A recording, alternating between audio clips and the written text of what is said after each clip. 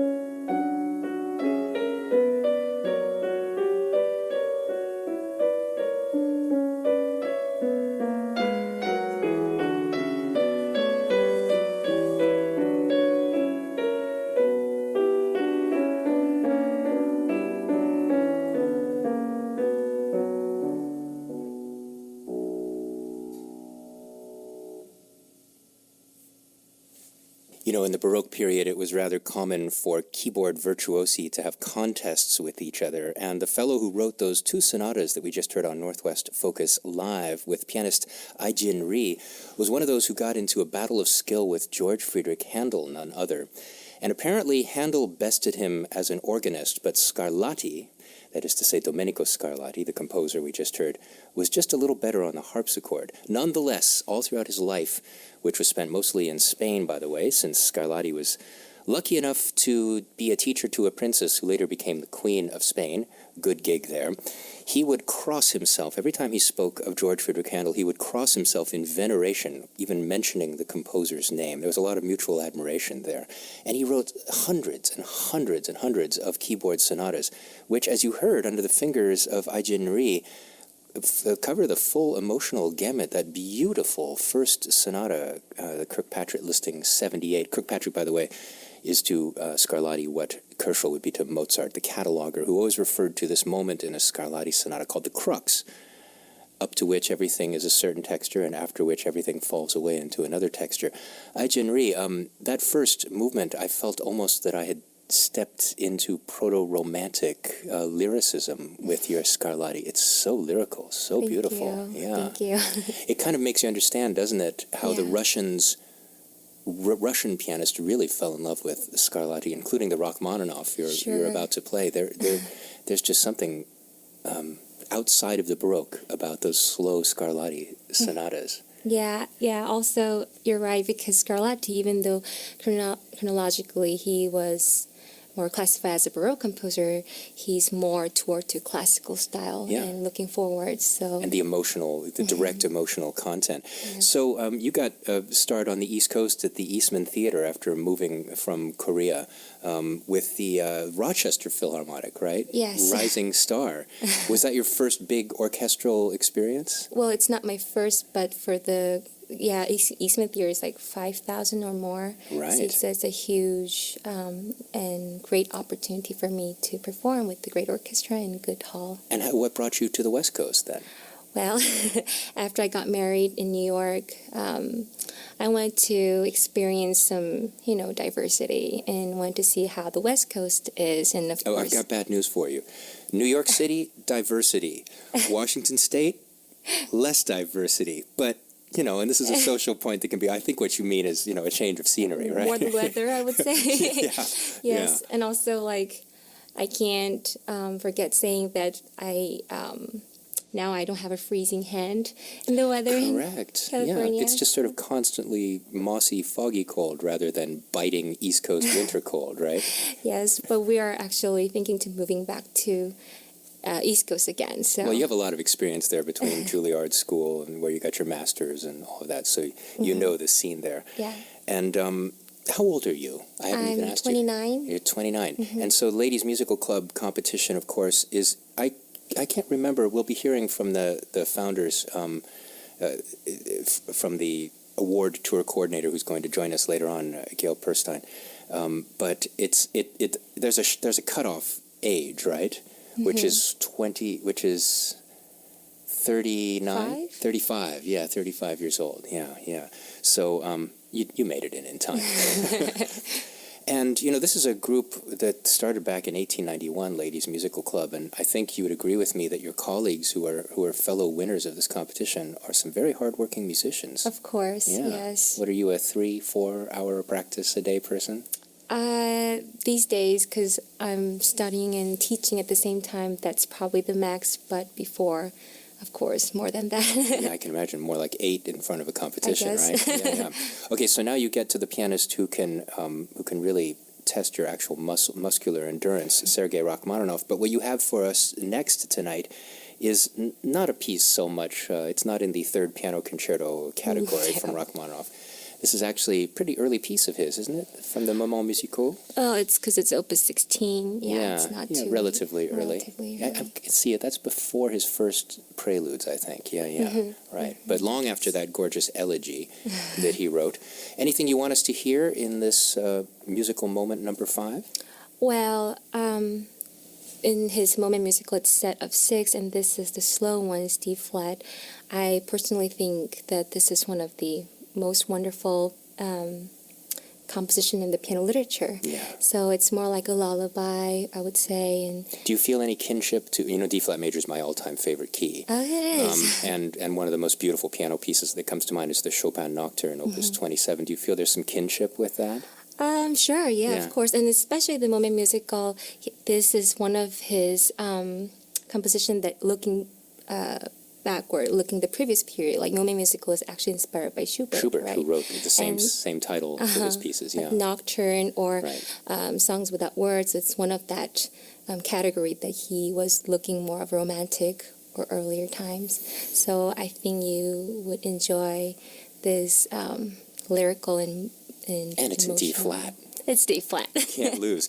Pianist Iejin Rhee is our Rachmaninoff interpreter for this Moment Musical number 5 in D flat on Northwest Focus Live. By the way, our Facebook page will point you to the Ladies Musical Club and to some wonderful videos of the other people who won the competition in 2012.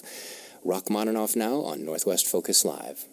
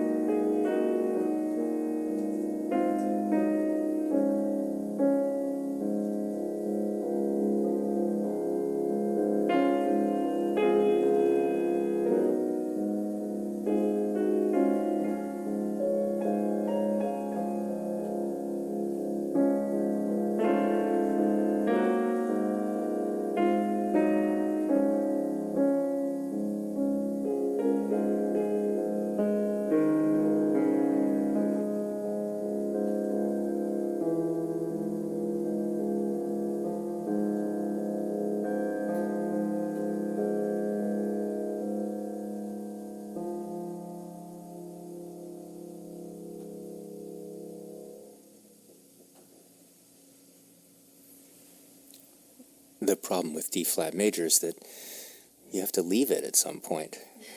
That's the only thing, Iejin Rhee, that I can find that's bad about living in that rich Russian world of five flats that fits under the hand so well. Tell us, who are not pianists, I'm a pianist, but tell those of us who aren't pianists why D-flat feels so good. I don't know. For me personally, I think it's really warm. Yeah. And especially with this piece, because it has lots of colors on it. Yeah. Russian piano music with color? Really? You don't say. What a surprise. Right, but this one, I would say yes. Yeah, particularly. And it just lies muscularly in the hand. It just feels, you don't have to when you have to cross fingers over each other, unlike C major, which is really a beast. Yeah. Like when you move your thumb off the E flat to cross over to the F, it just rolls nicely, doesn't it? It fits the pianist's hand. Yeah. Violinists hate it, by the way. Really? Yeah. Terrible key for violinists. But we pianists love that. So, Rachmaninoff. Oh boy, it's hard. Again, I have to leave that as we come to Beethoven here. But that's not such a tragic thing, is it? Tell us about this Beethoven sonata, this two-movement sonata, Opus 78, and why you've picked it. Well, out of 32 of his master sonatas, this is actually one of his favorite, Beethoven's favorite sonata. He particularly liked the Opus 78 and along with the Appassionata Hammerklavier Sonata. And this is very rare case of this F sharp major is the 24th one out of 32. And it's two movement. It's a short.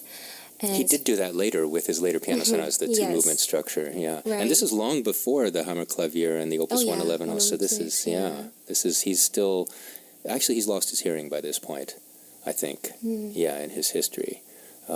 So he was mostly composing from his musical knowledge and memory, which is always astonishing to consider, isn't it? Yes, it's very compact, only two movement, and it's short, but it's, and it's beautiful, but it's not happy piece for performer. Actually, it's a lot risky. And I think it's often underestimated, but there is a reason why he really liked. So it was one of his own favorites. Yes. That's always nice to hear. By Solomon, the scholar, he said. He told us that? Yeah. This is the guy who hired Haydn to come up to London, I think. The same Solomon concert promoter. That's right, yeah. He knew all these guys. Pianist Iejin Rhee, who was born in Korea, started piano at the age of 5, made her debut with the Seoul Symphony Orchestra, and then went to the East Coast at Eastman, and then on to get her master's from Juilliard, and is now playing Beethoven for us, this two-movement sonata, Opus 78, on Northwest Focus Live.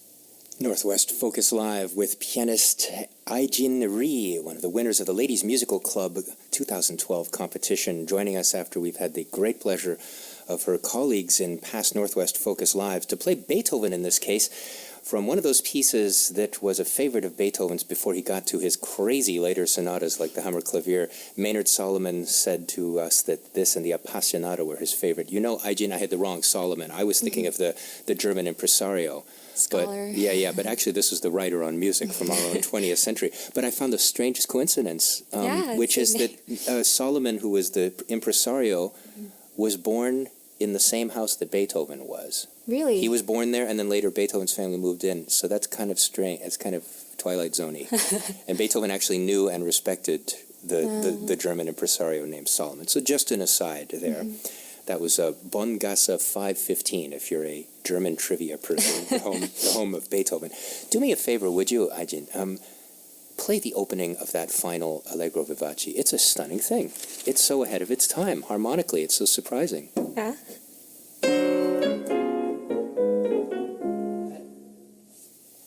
It doesn't do what it's supposed to do with an opening like that. He did this with his first symphony as well. He gives you a dissonance that your ear might think would go someplace and goes completely elsewhere. And he keeps repeating it. You must have fun with the surprise element of Beethoven. There's a lot of surprising elements in this both movement, I think. Yes, especially the second movement. And I'd love to know something. Beethoven wrote some amazing chamber music, of course. You are a chamber music player yourself with this trio you play with. Giat, is that how you pronounce it? Yes, Giat. What does it mean? So it's Joanna, our violinist, first name J, Iejin, myself, I. It's really simple. Gotcha. And Anna, A, and then TA is our USC school, Thornton Music School. So that's. I thought maybe you were making a play on the word fiat or something, okay. No, it's like simpler. Okay, gotcha. So do you have any concerts coming up that before the summer that we could know about? Sure. The date has not been set up yet. It's going to be sometime in May. I'm giving a lecture recital on the preludes, actually the stylistic evolution of the preludes. So start from Bach, Chopin, Messiaen, Debussy, Rachmaninoff, and Capucin, and the with musical examples where you sit at the piano. yes, giving lectures, and so it's going to be announced on my website. So tell us that website. Without W, it's iejinrhee.com. So that's spelled IEJINRHEE.com. Connect it all. Okay. If you want to find out more. Thank you so much for being our guest on Northwest Focus Live. Thank you and your so colleagues much. are just fantastic musicians. Thank you so much for inviting. Absolutely. Pleasure.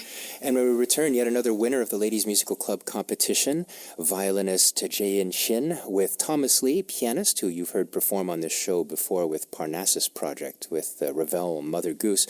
And we'll also be hearing when we come back from the award tour coordinator and musician herself, Gail Perstein, who can tell us about the upcoming competition. You'll want to know about that so you can enter this organization's competition that was founded in 1891. Great stuff that they're advocating for classical music in this community. Northwest Focus Live returns in a minute and something.